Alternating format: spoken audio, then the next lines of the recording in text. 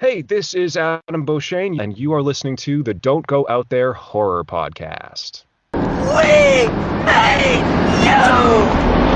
We made you! Oh, we made you! We made you! Hey, kid! We made him! We made him!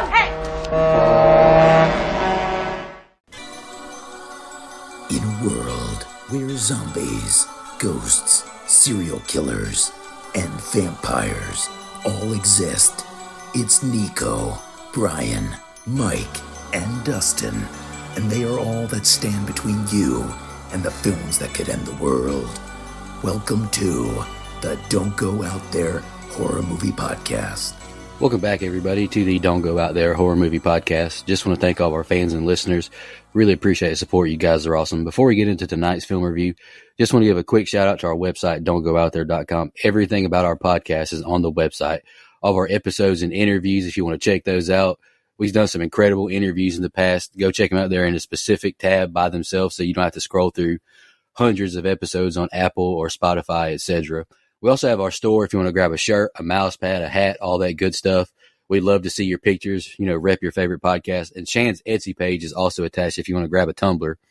All of our social media links are on there as well. Facebook, Twitter, Instagram, YouTube, TikTok.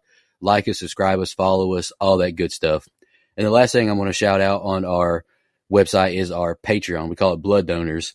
We have the traditional monthly reoccurring kind. If you want to support us, help us pay the bills, as we say. Or if there's a movie you want us to review, that option is available as well. Just check out our website, don'tgoouthere.com. Also, if you haven't noticed, we've recently joined the Believe Network. So there's some ads on our program now. But if you want ad-free content, go check us out on Blood Donors. The ad-free episodes will be available there. We appreciate your support. We hope you enjoy the episode. All right, guys, jumping to the film review. This week, we're going to be closing out our free month with Brother Dustin's pick. Dustin, would you like to go ahead and announce your pick for us? Hell yeah, man. I've been looking forward to picking this movie for so long. This is a movie that I loved when I was a kid because, I don't really have a reason to love it as a kid because I didn't know, I saw it at such a young age that I didn't understand what's going on in a lot of movies. I think it was the Green Goblin truck. I was fascinated by it and I loved it because that's how young I was. I was like 5. I hadn't seen this movie in over probably 25 years. I'm talking about 1986 as a Maximum Overdrive. Watched this movie, like I said, my dad, it was on TV one day and I watched it and I loved it. Then he didn't like it. I remember that. And anytime it was on TV, I'd want to watch it. But I just remember him like, oh, God, no, I don't want to watch that again. And so I admit, it's not a good movie. But damn it, is it entertaining. I had a ton of fun rewatching this movie 25 years later. All right, I'll go next. Dustin, I love you, but I did not like the movie. It was funny in some spots, but I just thought the premise was stupid, and it just, I don't know, the whole mood and tone of the movie just threw me off. There's supposed to be some sad scenes, but you got fucking AC/DC playing all the time, so I don't know how to even feel throughout the movie. They should have just played Highway to Hell the whole time. But yeah, I wasn't a big fan, but I did enjoy listening to AC/DC. Go ahead, Brian. That's because you've never done cocaine, brother. That's true. And, okay, so I'd never seen this movie, and listen, like you said, it's not good in the general sense that we use the term. And look, I mean, it's stupid. It makes no goddamn sense. But I don't think it had to. Like in the same way that Killer Clowns didn't have to. It didn't take itself too seriously. I think it's fun. It's funny as shit. I had a fantastic time, which honestly shocked me. And this is nothing like I expected. And I mean, you mentioned it. The AC/DC soundtrack is probably 70% of what made this movie so enjoyable for me. It almost didn't matter what was on the screen some of that time. This movie is the epitome of the music making it for me. Now, it does drag a touch in the middle. It's not going to get a 10 for me or anything, but I had a great time watching this. And have not been this pleasantly surprised since, I don't know, The Walking Dead, but maybe movie-wise, Talk to Me, I guess, or even Werewolf by Night. But regardless, if this is ever on a platform where it's not edited, I will watch it. Because my favorite parts of this are stuff that wouldn't be on normal network TV, which isn't even really a thing anymore anyway. But yeah. Okay, so when this movie was picked, I felt personally attacked. I think that was on purpose. You son of a bitch. You mentioned Highway to Hell playing the whole time. That's what I felt like I was on watching this fucking movie. No, I'm slightly kidding. All right, so it has some funny parts, like you mentioned. It does. I can't lie. There's a few moments that pop me, and I love AC/DC.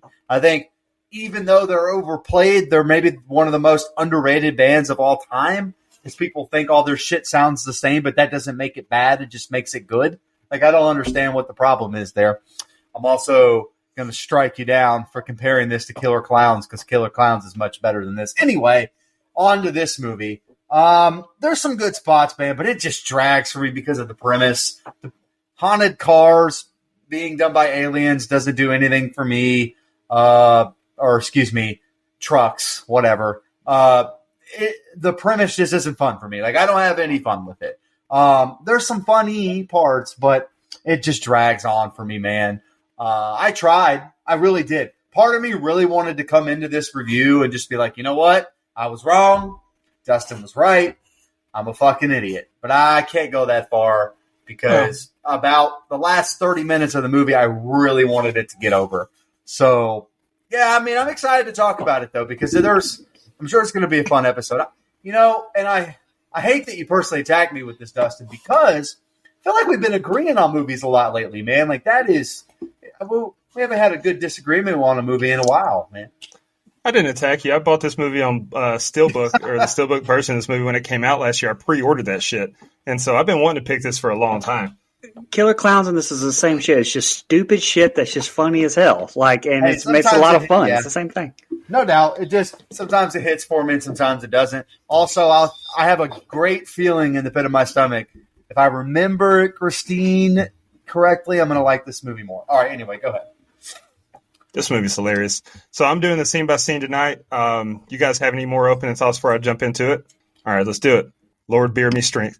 The movie opens with a look at the Earth from outer space, or so they'd have you believe. Nice try, but the Earth is flat. Anyway, we get some text on screen that says that on June 19th, 1987, at 9:47 a.m., the Earth passed into a tail of a rogue comet and will remain in the tail for the next 8 days, 5 hours, 29 minutes, and 23 seconds. Okay. Cut to the hometown of basketball's GOAT, Michael Jordan, Wilmington, North Carolina. The local bank's marquee sign says, "Fuck you," over and over. And when Stephen King himself tries to get money from the ATM, the screen calls him an asshole. Cue AC/DC's Who Made Who. We get a fire soundtrack to accompany our title card and opening credits that they're overlaying on the scenes of traffic. We see some drawbridge operators picking boogers and playing cards. And then we see buttons pressing themselves and levers turning without human assistance. The bridge raises itself, sending cars sliding and people into the water below. Cars, people, and even watermelons start flying everywhere in a comically over-the-top fashion. The bridge operators are baffled and deliver an Oscar-worthy acting performance. And then we see the most iconic part of the movie, a black 53-foot dry van that says Happy Toys on the side, but most notably, the tractor that's pulling it with a large green goblin on the front. The truck pulls up at a truck stop where two mechanics, Duncan and Joe, are shooting the shit about Duncan's son's Little League career outside shop. The driver, Handy, gets out and heads inside for a coffee. Diesel was $1.08 a gallon. Wow. Inside, Gordon Bombay is cooking on a flat-top grill when Commissioner Gordon calls him into his office. Then, Gus Fring is in the game room when they start going haywire. To which he replies, "Ya mama." Okay. The cigarette machine and change machine start emptying themselves, so he lines his pockets. Back outside, the fuel pump shut off before the truck is full, so Duncan, who was filling up the truck, does the logical thing. He looks into the pump nozzle and gets a money shot for his trouble. I know eyes full of diesel fuel had to burn like a bitch. Back inside, in the office, Commissioner Gordon is trying to get Gordon Bombay. Okay, I'll use their real names in the movie. Hendershot is trying to get Bill to work on an hour free each day, and we find out that Bill is on parole, and he's leveraged into doing it, and we find out that several of the employees are also on parole, apparently. Back in the cooking station, an electric knife turns itself on and attacks Wanda June, severely wounding her arm. So Bill does the only logical thing. He smashes it with a fucking hammer. Fully stocked up on cigs and pocket change, Giancarlo Esposito's character starts to exit the arcade, but one of the games mesmerizes him, and when he touches it, he's electrocuted. Bill investigates it and finds Giancarlo knocked out against a wall with electricity buzzing through his body. That's the open. What you guys think? All right, so I have a lot on this scene, so bear with me. But like I said, the open of this movie, hell, the first half of this movie is amazing. I absolutely love it. The opening, first of all, with that bank marquee reading, "fuck you," I kind of looked at it the first time like, what the fuck is this? Like, did that really say that? But then when King has his cameo at the ATM and it tells him he's an asshole, but most of all, when King yells back to his wife that this machine has called me an asshole, and then it like goes into that AC/DC soundtrack before the title card, to tell you I started crying laughing. Like, this movie immediately hooked me. Like, I knew right off the bat what type of movie this was, and what it was going to be, because the 80s was full of this type of movie. Toxic Avenger, Adventures in Babysitting, Caddyshack, Killer Clowns, like I said before. And by God, I fucking love this type of movie. I'm immediately in at this point. But speaking of King, look, I don't know what to think of King. I pretty much ignore him on social media. But to know that most of his shit he's done on some sort of coke or drug bender, on top of the preteen sex shit in the It book, like, I don't know, part of me is like he's a genius, and part of me is like, what the fuck, you know? And like was mentioned in the open, this was the only one of his adaptions that he directed. And even then, it's been long rumored that George Romero actually ghost directed this, because King was, once again, on a coke bender. And I know King himself has stated that he doesn't like how this movie turned out, but there's a whole bunch of websites out there that break down these cuts and edits throughout and how they're very Romero-esque. So I don't know. All I know is King's pretentious ass has never admitted to that. Only thing he's admitted to is being, quote, coked out of my mind during production, and often didn't know what I was even doing. Maybe he will try directing sober one day. That was the quote. Crazy. Oh, well, this movie's fun as hell, starting with this bridge scene, which, I mean, it's not Final Destination 5 bridge scene, but come on. Like, there's a ton during this where I was like, wow, they did that with practical effects? Like, stuff that would be a no-brainer CG nowadays. And I'm dying laughing, as I will a ton during this movie, at, like, how fucking slow shit is moving and how goddamn dumb some of these people are. Like, you're just like, yep, deserve that. Yep, your fault, deserve that. Like, the bridge is barely lifting up, like very slowly. And then you get the exchange between the bridge operator and his coworker where he's calling him a goddamn idiot. Super Smokey and the Bandit vibes there, fucking chef's kiss. And say what you want about the effects, you know, as these arcade games shot lightning at who, like you mentioned, Dustin, a young Giancarlo Esposito from Breaking Bad. But say what you want about the lightning effects. But I believe we just reviewed a movie made in 2023 and Late Night with the Devil with the same effects. So, one of my favorite opening sets of scenes in a long time, full of fucking stupid-ass people like Duncan shooting himself in the eyes with Diesel, and Ellen McDelf, who looked a ton like Linnea Quigley to me, by the way. That ridiculous electric knife. Great shit, Bubba. Hell yeah, brother. You just didn't get the effects in Late Night with the Devil. You just didn't get it, Brian, okay? All right. By the way, Wilmington is such a random place to have this movie take place, or just really super random. This machine just called me an asshole with something I am stealing every time my phone fucks up. But hey, it's fucking thing. I am stealing that line. Big plus for using AC/DC like we talked about. This bridge opening it's fucking hokey. It's funny. Like, there's some good charm to it. I'm not going to lie. It's so slow, and are watermelons supposed to be scary? Because they're not. It's fucking hilarious.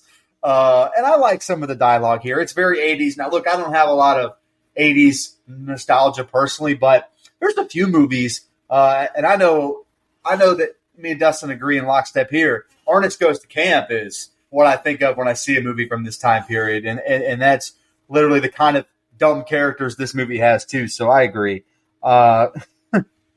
And I will say, the Green Goblin truck itself looks really cool. Now, I think later it's played for haha, and I don't know, it didn't work for me then, but it is a cool look, for sure. Fucking Gordon Bombay being in this movie is still so fucking random to me, because as a kid, 90s, I grew up only knowing him as Gordon Bombay. So Emilio Estevez here, just really random to me. Those non-digital gas numbers, you know, the manual ones that actually turn, that did take me back, though, because I had a few of those growing up as well. gas coming out and hitting this man in the face was fucking hilarious. I laughed my ass off at it.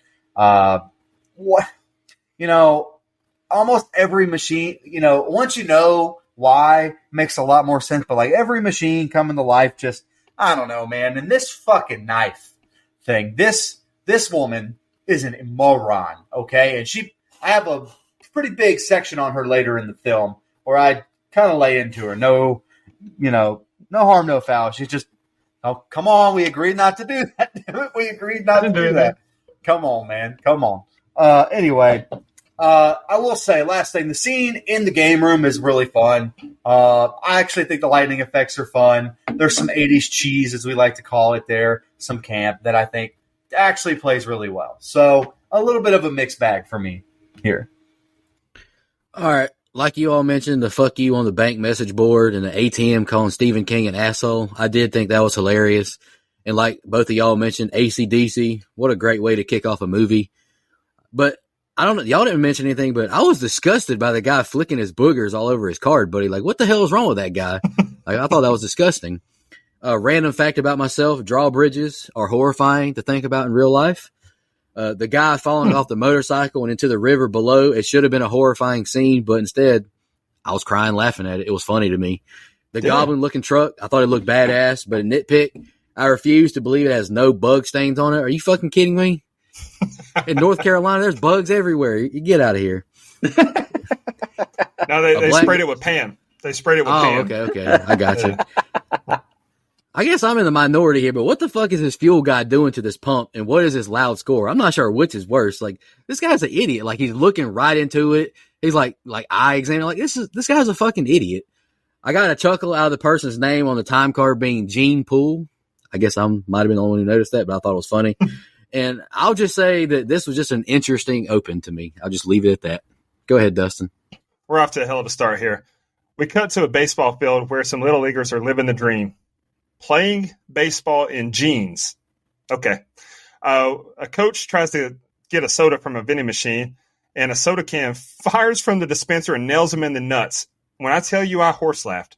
A couple more cans hit him at a rapid speed before cans start flying out at a crazy pace, chasing off some and taking out a few others of the baseball team. I laughed so hard here I had to pause it. That shit was so funny. Stephen King was high as a giraffe pussy making this movie. One kid checks on his coach and uses his catcher's mask to shield from the fury of the cans, and then a rogue steamroller busts through the outfield fence and flattens a kid who crashed his bike. Hell yeah, man. This is just awesome. The fun is broken up when we cut to a Bible salesman driving with a hitchhiker in the passenger seat. The radio tells us that there's some weird shit going on and advises us to get off the main highway. She yanks his steering wheel and whips the car into the parking lot of the truck stop / restaurant we're at and channels her inner Bart Simpson telling the guy to eat her shorts. That's a great touch considering the fact that the voice of Lisa Simpson is also in this movie. While he scolds her, the Green Goblin truck turns itself on and starts revving the engine. It charges at two of the travelers, and charges at the two travelers, and she pulls him out of the way. The people inside look on, and we see the keys weren't even in the ignition of the truck. Speaking of Lisa Simpson, a couple of honeymooners are driving down the road, and we see the headlights of cars parked along the road flashing. They pull into a gas station where the attendant is laid out and bloodied and dead. An old tow truck starts driving, and the groom waves it down. The truck almost runs him over, but he jumps out of the way. When the truck starts back up, the newlyweds speed off. Bill checks out the inside of the Green Goblin truck, and then Brett flirts with him, and he tells her there's no one in it. That's the next set of scenes. What'd you guys think? So, sneak behind the curtain, when we got the scene breakdown from Dustin here, he wrote, "At Brian's home away from home." And the first time I read this, I was like, what the fuck is this? Some sort of like mansion he's giving me shit about or something. But no, the baseball field at a youth baseball game. And by God, there's never been truer words uttered, my friend. And yeah, this baseball scene may be my favorite scene in the movie. We get a hilariously bad cut where it clearly shows the shortstop throwing to third base, but then it cuts to a play at the plate. Okay. And that's funny you said this because I wrote just chalk that one up to cocaine director, Bubba. But where are all the fans, by the way? Like, there's zero parents at all, either team. But this fucking coach, Bob Gunner of Pumpkinhead fame, by the way, don't worry, boys, I got the sodas. Okay, ridiculous, yes. But that leads to a fucking awesome scene with this Coke machine throwing 100-mile-an-hour fastballs out, splitting testicles, and literally cracking the skull with one of them. That was so fucking awesome. Then followed by more hilariousness as none of the kids can get the fuck left or right and just take hilarious straight lines running backwards before getting laid out by the flying soda cans. And I'm like, oh my God, this soda is my favorite kill, until literally 2 seconds later, a kid gets mowed over by a goddamn steamroller simply because he went tits up out of a gigantic field right in front of the steamroller. And this is what I mean, man. Vehicles like the steamroller that are out in the open with the driver, super impressive how they had them running and the shots they had on them. Like, where nowadays it would just be easily someone driving it with a green bodysuit on. Very impressive practical mastery there. Now, I know just a little bit ago and the end of the last review, Dustin mentioned Yeardley Smith playing Connie here being Lisa Simpson before her role in The Simpsons. God damn, that's one annoying human being in this character. But again, like a ton of movies in the 80s had this exact same character in it. Let me tell you, the first time I ever saw her in a movie, City Slickers. My parents loved that fucking movie back in the day. That's a good one. I like that one. That and Pretty Woman were always on at the house. Richard Gere, shout out to him. Anyway, sidebar. Love John Short, though, period. Kept thinking and thinking, like, where the hell do I know him from? Forget Apollo 13. Christmas with the Cranks. Oh, no. It's 2000s. How the Grinch Stole Christmas. That's where I know that Joker from. Love that guy. Love that movie, Bubba. Last thing, and I'll shut up. We're introduced to Laura Harrington as Brett here. Like, I know she's got that look, like a lot did throughout, movies in the 80s. But besides What's Eating Gilbert Grape and The Devil's Advocate, she didn't really do much at all after this. So I'd love to have her on the show. Check your DMs. Yeah, so if you look hard enough, you said there's no one in the stands, but if you just squint just the right way, you can see Brian actually in the stands there, because that's how often he's at the fucking ball field. That's about right. Yeah, probably was there. This soda machine scene is fucking hilarious. I will give this one its flowers. I thought it was fucking great. Maybe if it were like 1996, it would have been the pitching machine, but that would have been just as funny. But the soda machine was great, and the effects on the forehead I thought looked pretty good. It was a good one. The stash of this man driving the car, impeccable stash. I want that thickness in my stash, and instead I get this Mario looking fucking thing that I have, which is unfortunate. But I'd rather have this guy's stash for sure. Now, the line, if you touch me that way again, you'll be wiping your ass with a hook next time you take a dump. That's a great fucking line. Love that one. I'm going to steal that one. No one's ever really touching my leg, but I'm still going to steal it for something else. 1986 Laura Harrington, call me sometime. I only got one in this movie, everybody, so you're good there. So you mentioned Miss Lisa Simpson here. Bad acting, in my opinion. Like, she's good in some other stuff, but I know she's supposed to be annoying. And I guess I can give her props for being so fucking annoying. Later in the movie, again, she's one of two characters that just really pissed me off and irked my nerves. Like, she is so goddamn annoying. But again, there's some parts here where the movie is already kind of starting to drag for me a little bit. I think Brother Nico may be with me, like when the truck's kind of turning on by itself, and like I'm just like, we got to get to some more funny shit, because to me, the only bright spots are the funny spots. And I'm not trying to take the movie too seriously. It just kind of wanted to progress more because I'm not scared. I'm not really interested in the actual alien situation here. Last thing, I would also flirt with Brett no matter what was going on, okay? Whether it was the apocalypse, alien invasion, whatever. I'm spitting game. I'm talking my shit. Go ahead, Nico. I'd flirt with Bill. Whoa. Hey, Before you go, Nico, Mike, you said if this was the 90s, maybe they had a pitching machine. Brother, I just want to let you know, pitching machines were invented in 1897. So they had them in the 80s. Yeah, I know, man, but, what are you going to do? What are you going to do? Well, then they missed an opportunity. It's what they did. There you go. I don't know, man. Coke cans are so much funnier. Hitting them in the boys was fucking hilarious, man. That was just so funny. Man, that shit I mean, it was funny, but like whenever they cut away from it, you see like 500 Coke cans in the damn yards. Like that vending machine don't have that many damn Cokes in it. Jesus Christ. But anywho, I'm not sure what's funnier, the coach getting hit with the soda cans from the vending machine or the kid randomly yelling, "What the hell?"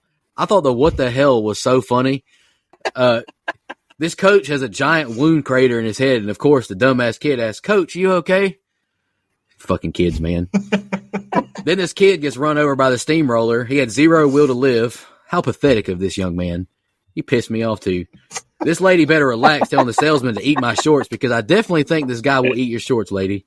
Handy, the truck driver, he doesn't show anywhere near the concern he should, seeing his big rig driving away on its own. But, you know, this movie's not taking itself seriously, so maybe I'm just being critical. Circle K vibes from Kurt wanting to watch his girl use the ladies' room. The fuck's wrong with the people in this movie? Connie kind of annoys me with her yelling, but I respect her will to live and getting the hell out of Dodge when shit hits the fan. And my man Bill is just oozing Riz flirting with Brett. And woo, $1.08 fuel. I need that again. Go ahead, Dustin. Yeah. That was so fucking funny, Nick. Is this how you guys feel whenever I review an A24 film?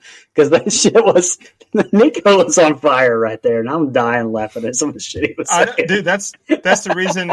That's the reason I volunteered to do the scene by scene on this. I told Nico, I was like, no, I want to do this so you can get your full wrath on this movie. This shit, and it's lived up to it. All right. Next, we cut back to our surviving Little Leaguer who's riding his bike down the road as sprinkler systems turn on in the background. And then we see people dead all over the neighborhood. Oh, and a dog. We see a dead dog with a toy cop car in his mouth. Can't make this shit up. As he's cruising on his Huffy, an ice cream truck passes through the neighborhood. The kid hides behind some bushes as it passes, and when the kid thinks he's safe, a push mower starts up and slowly pursues him.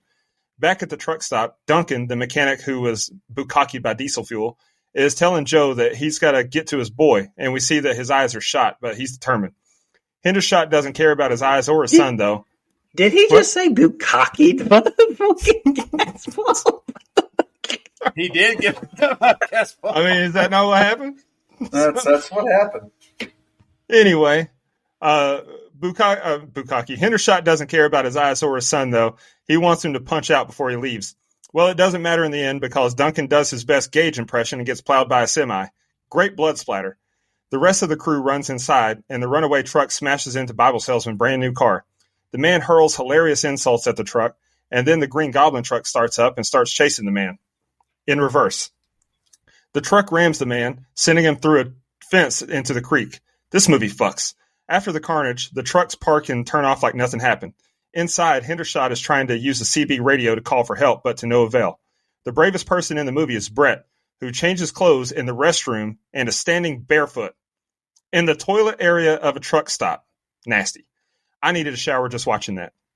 When Handy and Joe bring Duncan's corpse inside, Hendershot is more concerned about dripping blood on his floors. What a dick. Outside, all the semis start up and lay on their horns before they all start driving and circling the place. This went on a comically long time. Back on the highway, our newlyweds continue their drive and almost wreck into a 1962 Mack B61 pulling a 48-foot flatbed, pulling it onto the road. The truck chases down the couple and damn near run them off the road a few times before the man uses some evasive driving to send the Mack truck off the road, exploding in the process for no apparent reason. LOL. They see a billboard for the truck stop and say they can call the cops from there. If they only knew that the truck stop was still being circled by all the trucks. When they pull up, they see the stalking big rigs, and the husband, Kurt, says he's going to make a run for it, and his annoying-ass wife, Connie, is scared.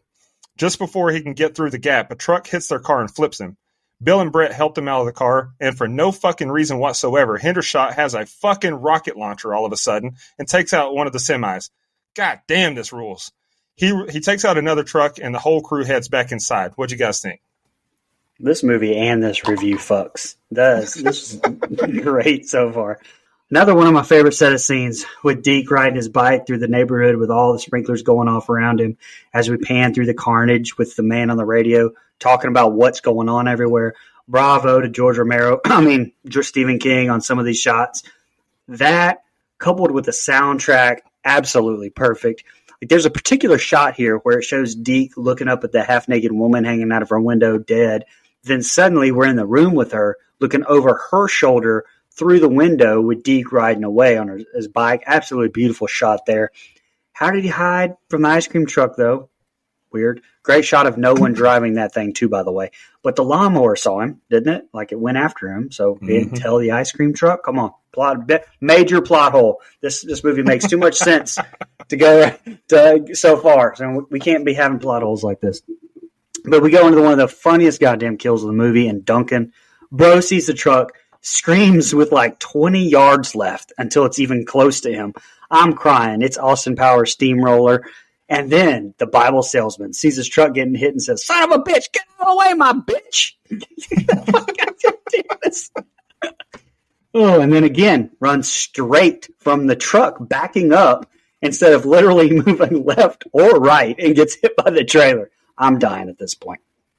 And so these trucks should have always had guns or something because, I mean, let's be honest. This driving in a circle ain't stopping no damn body. Come on. There's Kim Kardashian size gap right there in between those trucks. Let's get that out in the open right now. Some alien lasers or something. That and, now we're shooting rocket launchers at a fucking gas station, by the way. And he fires it right at everyone running. Like they had to dive out of the way before the missile hit them. And before he hits the truck anyway, Bubba's lost his goddamn mind. So up to this, almost midpoint here, I'm all the way in. But after this set of scenes, it does start to lose me a little bit. It starts taking itself a little too seriously and does start dragging just a little bit. Hold on. You cannot call me out for saying that he bukkakied himself with diesel fuel and then say a Kim Kardashian-sized gap. What? Brother, honestly, the Tom Brady roast is fresh in my head still, so I'm sorry. Fucking fantastic. Oh, okay. Funny story, when Jeff Teague was at Wake Forest, he almost got kicked out of school and arrested because he downloaded the Kim K sex tape, and it took like 15 hours to download on the school's Wi-Fi, and he almost got arrested for it. Demon time. Heyo. These baseball uniforms are cracking me the fuck up. Kids today would never know, and I know Brian knows these fancy-ass fucking uniforms these kids have now. I had a t-shirt and some fucking shorts back in the day, bro. Like, this is hilarious to me. Also, this neighborhood is great that he's riding his bike through. Like, this is the neighborhood I want to live in, which makes it hilarious when these bodies are hanging out of the car, hanging out a window, lying in a bush. Like, I thought that was really nice.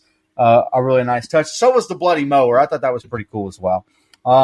This may be the creepiest ice cream jingle I've ever heard, which is something to say because we know, how ice cream guys and minivans and all that stuff are perceived. This is a pretty creepy jingle. They do that well. Cool fucking kill with the semi. Like you said, screaming a football field away, just anticipating it like it's a wrestler taking a bump. I thought it was great. This Green Goblin truck, when it starts to move and its eyes light up, is like Freddy's Dead level of hokey to me. Like, I just can't get into it, man. I try, and I can have a little fun with it, I guess, but I don't know, man. I have a hard time with it. Out of the way, my bitch is fucking awesome. That is I fucking love that line, man. Again, this man cares about a dead guy dripping on his floor at a time like this. I mean, all right, dude, whatever. I hate this fucking guy. There's a lot of characters in this movie that I just don't fucking like, man.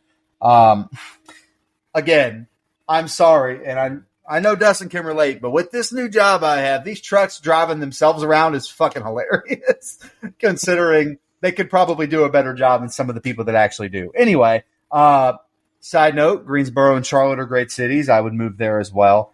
Here comes Connie again, and this is where she really turns the annoying knob all the way up to fucking 1,000. Like, she's asking a lot of questions. Like, dude, I don't know what's going on. Why the fuck do you think I know what's going on? Like, you're asking me. I don't know why this semi's gunning us down, dude. What the fuck? And she's screaming after the thing flips. Like, or wait, that's later. But she's screaming at him, like, telling him he can never drive again. Like, bro, he just saved your fucking life. Have some respect. Be thankful. Just, an awful character, man. And she plays it to perfection. So what do I know? Last thing, I thought the rocket launchers were a pretty cool touch. I will give them that. I think that was pretty cool. Man, just looking at my notes after hearing y'all, I was like, man, I took this movie way too seriously, I think. Maybe I need to rewatch this like on an edible or something. But Deke riding his bike, seeing all these dead bodies and animals through the neighborhood should be like a horrifying scene. But we're getting this rock and roll score over and over, and it kills the whole mood of like the horror scene. But you can definitely tell King was on a coke bender making this. Duncan with some pretty bad acting in a serious moment. And I thought, this boss, he can go to hell, man. Fuck you mean I'm fired if I leave to find my kid. Duncan, with no will to live, getting ran over. These folks aren't even worth Jigsaw's time. Like, they're just making it too easy for him. I'm crying, laughing at this guy spreading the gospel, then saying son of a bitch and calling the woman a bitch. That guy's funny. But another pathetic, what I thought was a death scene. How the fuck you get hit by a truck going in reverse like that? This is pathetic, guys. Brett is looking at Bill like she needs her clam split. My goodness. It's finally happening, head-ass lady. I'm not going to pretend I'm an expert on 1980s automobiles. This is my favorite episode we've ever done. That's a Lena the Plug nod right there, guys. Who? Oh. All right, I'm not going to pretend like I'm an expert on 1980s automobiles, but this car should be able to dust this semi-truck, right? Just my line of thinking. I actually do appreciate the kiss shared by Kurt and Connie after the stressful pursuit and outburst of yelling from both of them. I thought that came across very authentic and genuine. However, I immediately regret complimenting Kurt, seeing this dumbass plane he's got trying to drive through these trucks driving in circles. And like you just said, Mike, I'm officially annoyed as hell with Connie never shutting the hell up. And also, how the fuck does a gas station owner have a rocket launcher? America. Yeah. Nico, you answered your own question. Nico, the car would be able to dust the truck off the line, but that top end speed of that semi when it's not pulling a trailer is pretty good. They got a lot of power. Anyway. It was pulling a trailer, wasn't it? I know. It's probably empty. Oh. It's probably empty. So it ain't weighted. It ain't loaded down. Anyway. That's why it exploded without even touching anything. Hey, yo. Cocaine. God damn it. Come on, man. Hey, now come on. I was slandered feloniously, and now everyone else is doing it. Fuck y'all, man. As the gang looks on at the trucks continue to circle and ram Kurt and Connie's car, Bill asks Brett about a straight razor she has. She says she's heading to Florida and a girl needs protection. Hell yeah, brother. Florida man's wild. She should have pulled it on the Bible salesman when he kept getting handsy in the car, if you ask me. She starts crying and says she's so scared. To quote The Ringer, I've seen better acting in pornos. The two continue their random love storyline, and we see the little leaguer who just arrived at the scene of the Mack truck that exploded. He barely has time to soak it all in, though, because a fucking pilotless airplane swoops in. I love the absurdity of this movie. In the restroom, Bill tries to get some info out of Joey about how much firepower Hendershot has in the basement, and man, is there anything more uncomfortably annoying than someone trying to have a conversation with you while you're trying to deuce drop? I mean, isn't anything sacred anymore? Bill and Brett go down into the basement, and it's essentially a whole-ass armory. The party is broken up by Hendershot, telling Bill to quit messing where he shouldn't, and he pulls an ultimate cockblock by telling Brett about Bill's criminal history. Bill shoos him away, and Brett doesn't care. She likes a bad boy. The whole subplot is so unnecessary. Outside, the baseballer finally arrives to the truck stop, where the trucks are still circling. Later that night, Brett and Bill are cuddled up in bed. Logical. And they see the sky is lit up a crazy green hue. Also, is it not funny, Bill and Brett being a love story, considering how much Bret Hart hates Bill Goldberg? Anyway, she leaps to the conclusion that all this mayhem is probably because of the comet. Careful. Don't want to tear an ACL jumping like that. The two plot their escape via sailboat to an island where no motorized vehicles are allowed, while the rest of the crew are just chilling in the diner area. The jukebox explodes, and Wanda June loses her fucking mind. She goes outside and puts on a dramatic performance before Bill saves her by pulling her back inside. All of the trucks start honking their horns, and the power goes out. Okay. The Bible salesman starts calling for help, and they try to come up with a plan to get him. Meanwhile, the baseball player starts crawling through a drain pipe as several more trucks start rolling in. Kurt and Bill make a run for it after some elite dialogue, which included Hendershot saying they're crazier than two rats in a plugged-up shithouse, and Bill calling Hendershot a fuckhead. They crawl through shin-high shitwater, and before they get to the rescue target, the baseball kid reaches him first. Just when we think the guy's dead, he gives us a stupid jump scare and grabs the boy and threatens to kill him if he doesn't get him out of the ditch. Kurt and Bill arrive to save the boy, who I just learned his name is Deke in this set of scenes, from the guy, who's really dead this time. What? Okay. They just get Deke free and get back to the tunnel before a truck comes crashing in. What'd you guys think? not only a pilotless airplane, Dustin, but Rise of the Valkyrie is playing. Like I was crying. What a song choice there. Jesus Christ. Only someone on a cocaine bender.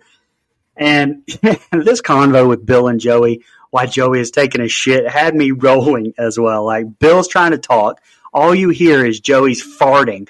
And then Bill looks over the stall and the goddamn subtitles say squish, man. It said squish. God damn it, man. Holy shit, Emilio. Never let this girl Brett go. You can still grow up and end up coaching the Mighty Ducks. That's fine. But this beautiful woman just fucked you in a twin bed at a gas station with not Playboy pics hanging up. Nay, penthouse pics hanging up. I see you, Stephen King, you sick bastard.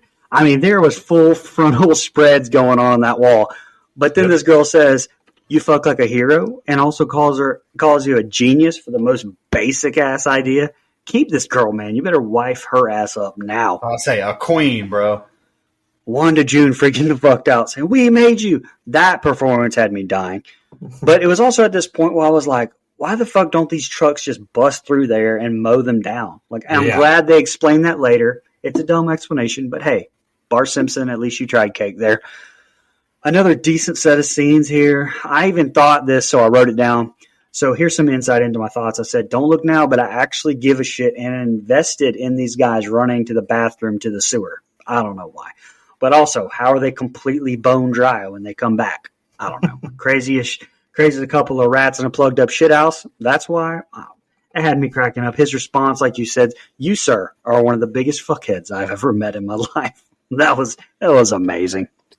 Man, it's hypocritical of me in some ways because I mentioned how this is kind of the part of the movie, like you said, Brian, where it starts to take itself a little serious, maybe a little too serious. But then we got people fucking next to naked pictures, all the funny lines. I mean, there's they're crawling through rivers of shit, trying to come out clean on the other side. That's a Shawshank reference, Nico. So there's so much happening here. Oh, sorry, bro. I didn't know if you'd seen that one. All right. My bad, man. It's elite cinema, brother. It's elite cinema. What do you want me to do? All right. Anyway, I will say that Brett and Bill have good on-screen chemistry. They're two young, good-looking people. I totally get why they were cast here. I got to be honest. I did not know how to properly cut someone with a razor blade either, so I must be a complete fucking moron.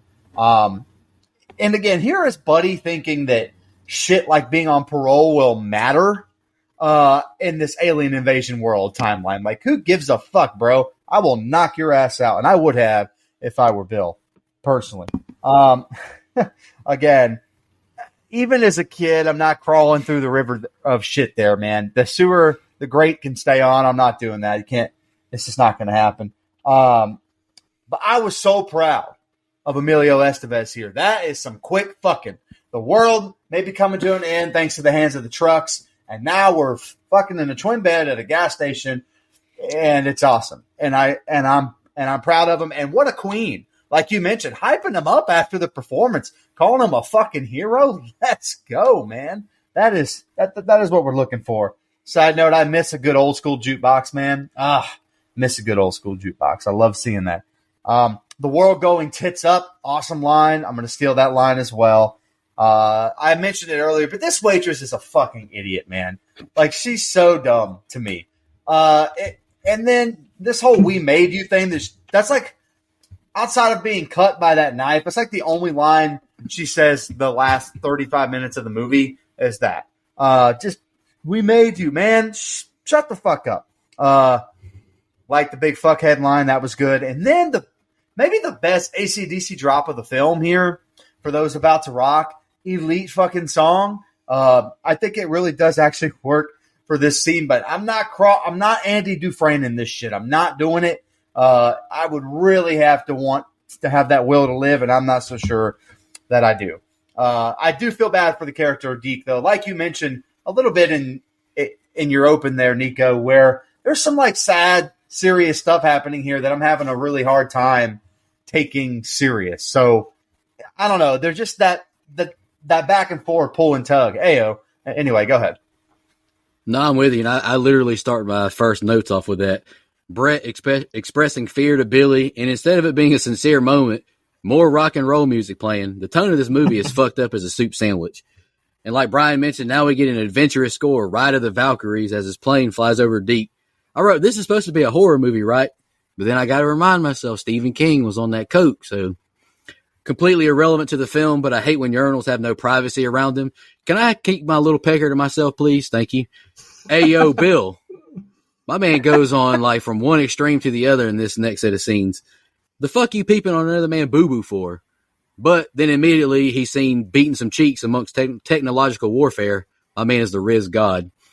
And the fuck is going on with Wanda June? Snapping on a possessed semi? More proof that Stephen King was coked out of his mind. I retract what I said about the kill earlier sucking. The salesman survives. This guy is at least funny, so I'm cool with him being alive. Bill and Kurt walk so Andy Dufresne could run, escaping his underground tunnel. See, Mike, I have seen that movie. Fuck off. And close call as this set of scenes ends with truck almost hitting deep. So no one mentioned it, but Flight of the Valkyries, like I thought Daniel Bryan was making an entrance. I know, or Bryan Danielson. I know Mike gets that. But what I'm saying no one mentioned, why did that plane never, like there was no payoff to that plane. The plane was never seen again. It didn't do anything. Nope. Anyway. Extra budget. You're telling me you watch AEW? Good thing there, Dustin. All right, buddy. No, I was talking about Ring of Honor, Bryan Danielson. Anyway. Before they head back to the truck stop, Deke asks Bill how his dad is, and, well, Bill just avoids answering. As they run back to the rest of the group, Bill stops to take out one of the trucks with the rocket launcher. Hell yeah. Inside, Hendershot shows unbelievable tact in breaking the news to Deke about his dad, almost as sensitive as how the Blount County Sheriff's Department told me about my father's passing, but it's neither here nor there. Brett slaps Hendershot for it, but I mean, did she? She barely touched him. The next day, a bulldozer and a military vehicle with a machine gun mounted on it come rolling in, and suddenly the truck stops circling. The crews start waking up when one of them bursts through some swinging doors, shattering the windows in them, and exclaims, "What the fuck is going on here?" in the most over-the-top scene in the movie, which is saying a lot. The bulldozer pushes a car through the wall of the truck stop, which causes Hendershot to go grab the rocket launcher. Bad move, because after he fires a shot, the military vehicle with the machine gun unloads on the place. Multiple people are shot, and Wanda June has had enough. She grabs the rocket launcher and heads outside, but she's mowed down. Before she dies, though, she murders an innocent trailer of Miller beer. Didn't even shoot the tractor, just the trailer. Unbelievable. The military vehicle then starts honking the horn in Morse code, and Deke writes down the message. They want to be fed. They want fuel or they'll kill everyone. Joe says they can't feed them. There's no power. And the lights come back on. LOL. Bill says he'll turn on the pumps and hopes that none of them left home without their American Express cards. LOL again. And the next set of scenes is the ending. Yeah, this was probably my least favorite set of scenes here, to be honest. It started dragging a little bit to me. The whole bulldozer and little military scooter leader thing. I did appreciate the addition of a gun and definitely a fan of the kills, but I didn't need the trucks holding them hostage for fucking gas and this whole subplot.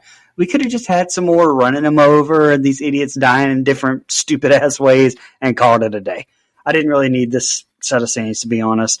And what the fuck is Wanda doing? Like, she runs back out there with the rocket launcher, which, by the way, had absolutely no rocket in it, but suddenly does, and pulls the same shit as she did earlier. Like, it was funny the first time, but I didn't need it this time. Should have just wasted her without the theatrics. Regardless, though, that soundtrack saves any scenes, even these to me. Oh, this is where the movie really, really just it takes a nosedive for me. I mean, we get some more explosions. Those are fun, I guess. I will say, fuck this guy. This is not how you tell a child that their dad is dead. What a fucking asshole. And to me, Brett went easy on him. I would have at least kicked him right in the boys, man. And then a little bit later, we get Bubba dying here, man. 100% best part of the film. Fuck this guy. And then we get old Wanda June, the dumbest woman in the film, or the dumbest person in the film, who's basically just asking to get killed by these trucks. And boy, do they ever. I will say this was a little bit ahead of its time without realizing it. All coked up Stephen King there, you know, with how aliens are invading or we made you. Well, that's how people feel about AI stuff today. So a little bit ahead of its time, I guess. Old old coked up director had a point to make, I suppose. But anyway, fuck you, Wanda June. And again, this Morse code thing's lame as shit to me, man. Like, just I don't like it. It does nothing for me. All of a sudden, the power comes back on. Okay, how convenient. And the American Express joke, which you mentioned, Dustin, just not relevant in any way. Just I don't know. It's really started to lose me here, and I'm ready for it to wrap up. But shout out to AC/DC, though. Still fucking kick-ass soundtrack. Hell yeah. All right, so Deke asks, Bill and Kurt if his dad is okay, and I immediately go into my Cat Williams voice, hell no, but thanks for asking. Hendershot continues being a dickhead, telling Deke his dad's dead with zero empathy or compassion. But I got to compliment Deke. I thought he's low-key the best actor in the film. Shout out to Holter Graham. Hendershot goes and gets his rocket launcher again after a bulldozer runs into his building. But I ask, why did you stop shooting at them in the first place if you still had more rockets? Fucking idiot. And holy shit, this machine gun is mowing folks down. Hendershot being the most deserving to die, but it was still an unsatisfactory death. I wish he would have got a little more. I liked old Wanda June, but she was an idiot. It's hard to feel bad the way she died, the way she did. Stay your ass inside. The hell's wrong with you? Circle K vibes. The aliens can take over machinery, but can't use a CB radio to voice their demands or pump their own gas. Give me a fucking break. Let's get this over with. Also, I didn't have this in my notes, but you guys don't have a problem with the fact that every semi was able to be taken over by these aliens, the steamroller, the bulldozer, the airplane, the lawnmower, but the married couple's car and the Bible salesman car weren't? What the fuck was up with that? Had no problem with that. Had no problem with that whatsoever. Didn't even think about it, brother. Let's go home. Brett goes after Bill and tells him it's a bad idea. He assures her it's necessary and heads outside to fuel up the convoy. Bill talks to the Green Goblin truck and likens the fuel to drugs. And then he and the others gassed him all up as Hell's Bells plays. Hell yeah. Some random guy that I don't think we'd seen before takes over pumping for Brett. And they get a little weirdly intimate before she says that she hopes the trucks choke on it. That was odd. When the pumps run dry, the trucks blast their horns like a battle cry, and one of them, who happens to be a fuel tanker, pulls over to let Bill fill the tanks. Bill is pooped, so Handy helps him walk inside. Brother's got soft hands. He's exhausted from just pumping fuel. Yeah, it's 100 degrees, but he was just standing there. Anyway, Brett nurses him inside, and when he's got his strength back, he tells the guy outside he has a plan. He puts a grenade on the military vehicle and yells, "Run." The machine guns start firing, but the grenade goes off, ending the threat. It's night now, and the group make their great escape through a drain pipe as the semis and bulldozer begin crashing into the truck stop. We get a lot of carnage, but everyone is safe. Armed to the gills, they take off towards the marina, and the truck stop explodes. All right. They take a breather at a diner, and the drive-through speaker starts saying, "Humans here, humans here, humans here." Deke extracts some revenge for his dad and shoots it. The ice cream truck from earlier makes a return, but it's short-lived. Kurt and Brett shoot it a few times with their machine guns, and it flips and blows up, defying all logic. When they make it to the marina, one of the group, Brad, stops to take a diamond ring off a dead lady and doesn't notice the Green Goblin truck stalking him from behind. He gets ran over, and then Bill shoots the Green Goblin truck with the rocket launcher. Adios, motherfucker. The group rejoices and then sets sail, and a text on screen lets us know that 2 days later, a large UFO was destroyed by laser cannons and a Class 4 nuclear missiles. 6 days later, the Earth passed beyond the trail of the comet, exactly as predicted, and everyone who made it this far survived. Roll credits. And the ending was fine. Like at the start of this was what I was talking about earlier, with it giving a reason why the trucks didn't bust through and implying that they knew it had a cellar and that they'd fall through. How'd they know that? And Bill slapping the gun like it's a face and dropping the grenade on it. That cracked me up. I was like, really? The whole time he could have just ran out there and used the gun for his own, just took it over. Damn it, Emilio. It's time to run the flying V and let's get out of here. Insert comment here about how cheap the diesel gas was back then. Nico already did that. But man, here it shows my guy having 17 gallons for $10 at one point. Like, god damn. Whew. Anyway. The original script that ended had the Dixie Boy survivors deal with one last obstacle before escaping, a machine gun-mounted Coast Guard boat. There was also going to be one last shot of the city in Wilmington being destroyed by the machines. I kind of would have liked to have ended on a shot of that gunner boat coming around the corner and the crew like showing like, oh shit, while they cut away, like leaving it a little bit ambiguous. I think that would have been better. But hey, still a fun movie. I bet it's even better on Cocaine Bubba. Oh, this shit fucking dragged, brothers. This was not good. I did not care for this. Probably because I wasn't invested in the characters a ton. Again, though, using Hell's Bells was cool as shit here. I mean, I thought that was a pretty cool scene to watch all those trucks kind of come in off the road there. I thought it was fun. But, man, Emilio Estevez worked as hard as Nico did a couple weeks ago. Holy shit. He was worn the fuck out from pumping this gas. God damn. Also, I will say it is smart. If I was an alien, I'd probably take over a machine too. I mean, why the fuck would they want to invade us? That's dumb. I would also be a machine. But again, the ending just runs too long for me. They're in a marina. They're powering around. Like, I just don't like it. And again, I'm not invested in this whole aliens invade the truck story. So for me, it just fell flat, right? And they tried to explain a few things away from earlier in the film that I didn't love. So, yep, I don't know. I was kind of ready for it to be over. There's some fun things, but all in all, I think the ending was just a little long for me personally. Mike, me and you got the same notes tonight, basically, because I started mine off with, hell yeah, Hell's Bells, it goes crazy right now. If you're going to have rock music throughout a movie, might as well be AC/DC. Bros, listeners, $58 gets you over 100 gallons. Lord, I have seen what you've done for others. Right? Bill says the word Interstellar, and all I can think is I was watching Interstellar instead of this piece of shit movie. Respectfully, of course.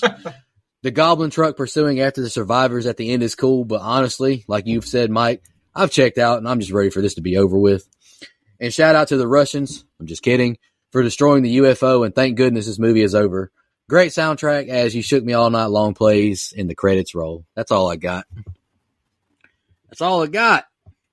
But I do got Instagram if y'all are ready to jump into the social media comments and questions. That was a nice little transition. Pat on my back for that one. Just kidding. All right, I only got one comment again, just like we did for Primal Fear. I guess the IGs ain't feeling these reviews this week, but we'll bounce back. You will bounce back. Some good coach talk. Review the film. Missy Hutchinson Wall commented, my favorite was the lady killed by her hair dryer with the ghost face emoji. Okay. Brian, you got the old Book of Faces? Book of Faces, Meg Stone. This movie's wild. I remember watching on TV as a kid some Saturday. It is ridiculous and wonderful. And this really is Dustin's burner account, Dex Cole. Bro, I love this movie. When I was a kid, this lawnmower freaked me out. A memory I always have from it was my dad never called it by its name, and it was always Trucks when it came on. And so he would say it all loud, Trucks! Oh, good time, guys. And Matt Sears, great soundtrack. All right. I got the artist formerly known as Twitter X. Andrew Ferguson said, I love everything about this. 80s cheese, trucks, mid-Atlantic backdrop, the AC/DC soundtrack. And this movie was Yeardley Smith's and Pat Hingle's career-defining roles, not Lisa Simpson or Commissioner Gordon. Hell yeah, I agree. Randy Smith, Go Dogs, said, I fucking love this movie. Was almost my pick back in January. It's such an amazing cocaine-filled party that I know that at least Dustin will appreciate. The AC/DC soundtrack is top-notch. Hell yeah, you're right about that. So, fun fact about the soundtrack, though, it was originally, at the time of the release, many music stores had no idea the album Who Made Who was a compilation soundtrack for this movie. They mislabeled it as an AC/DC Greatest Hits. So I thought that was funny. Limited pressings of the vinyl did feature the movie's logo, stating it was the soundtrack, but it was removed from future pressings. So that was kind of interesting. All right. Part of me wants to see if I can find one of those that doesn't cost an arm and a leg. I'll report back. Y'all got any fun facts you want to share? Stephen King originally wanted to cast Bruce Springsteen in the lead. Fucking Stephen King. Come on, man. What the hell? Born in the USA. Gary Busey was interested in starring in this film. Of course he was. Cocaine was involved. Come the fuck on back. This is Gary Busey we're talking about here. In the film, the Earth passes through the comet's tail on June 19th, 1987. On June 19th, 1999, King was hit and nearly killed by a truck driver. That was crazy as hell. After a year, this was more fun fact towards me. I don't know. I found it interesting, so maybe some of you guys will too. But a year after the movie was released, the Green Goblin truck was taken to Silent Rick's Towing and Salvage in Wilmington, North Carolina. The jaw, lower teeth, tongue, and tops of the ears were gone, and what was left was severely burned. John Allison of Wilmington, North Carolina, saw it there and bought it. He sold it to Tim Shockey of Piketon, Ohio on February 19th, 1987. Tim displayed it in his video store, Uncle Jim's Videoland in Waverly, Ohio, for several years until he sold the business. That's fucking awesome. The truck sat in his backyard for almost 20 years. Can you just imagine having that in your backyard? And in 2011, he moved it into his garage and started restoring it. He spent 2 years restoring the head. He now travels across the USA and Canada, taking it to horror and comic cons. That's awesome. That's pretty cool. Awesome. That's really cool. This one I didn't have originally, but I think it's worth saying. So after shooting up the building, the M60, the military vehicle, makes a small growl, hinting that it may be an invisible alien. What? Okay. Stephen King, like you said, Brian, he admitted that he was coked out of his mind during production. He didn't know what he was doing. But he did also remark that he'd like to try directing sober one day. Hell yeah. The Dixie Boy truck stop was a set that was constructed 10 miles outside of Wilmington, North Carolina. It was convincing enough that several truckers tried to stop in. Eventually, the producers put announcements in local papers saying that it was just a movie set. While shooting the scene in which the steamroller rampages across the baseball diamond, Stephen King asked the special effects department to place a bag of fake blood near the dummy of the young player, and a smear of blood would appear on the steamroller and be re-smeared on the grass over and over like a printing press. While filming the scene, the bag of blood exploded too soon and it sprayed everywhere, making it appear as if the boy's head had also exploded. King was thrilled with the results, but censors demanded the shot be cut. Dude, that's that cocaine talking, man. You do something on cocaine, you're like, hell yeah, that's awesome. Fuck yeah, let's do it. So I wish they'd have left that in. That would have been hilarious. On June 31st, 1985, while shooting in a suburb of Wilmington, North Carolina, a radio-controlled lawnmower went out of control and struck a block of wood used as a camera support, shooting out wood splinters. Director of photography Armando Nanuzzi lost his right eye. Nanuzzi sued Stephen King on February 18th, 1987 for $18 million in damages. The suit was settled out of court. Holy shit. A few more here. The trailer for this film used a John Carpenter, Alan Howarth score from Halloween 3, Season of the Witch. Okay. Yeardley Smith has some fucking nerve. She is very embarrassed by this film.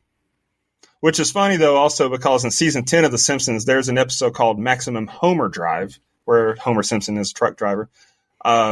Stephen King later called this film a moron movie. I guess I'm a moron then because I had fun with it. And then the last one I've got, Pat Hingle, who played Hendershot, was also in Talladega Nights with John C. Reilly, who was in The Lobster with Colin Farrell, who was in Seven Psychopaths with Sam Rockwell, who was in Laggies with Jasmine Savoy Brown, who was in the Scream reboot 2022 with David fucking Arquette. Let's go. That was a good one. That was a really fucking good one. Also, poll, is Lobster horror enough for us to review?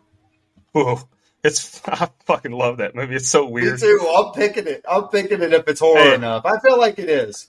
August is A24 month, brother. Yeah, but I'm already getting on Maxine, brother. That's. I'll find another time to do. I love Colin Farrell, so the only Colin Farrell movie that I will flat out say hell no to is The Killing of a Sacred Deer. The rest of them, hell yeah, let's do it. Sounds good. This movie was made for a whopping $9 million and made $7.4 million in gross. That is gross, is what I will say that is. That is so gross. They didn't even make back the cocaine budget. That's incredible. No, they didn't. And also, hey, that's more than Tony. Hey, that's less than Tony Khan spends in a month too, buddy. That's true. That's also Stephen King calling this movie a moron movie, brother. He wrote the fucking characters, moron. Jesus. Anyway, go ahead. Moron. All right, guys, into our favorite kill, least favorite kill, and the rating.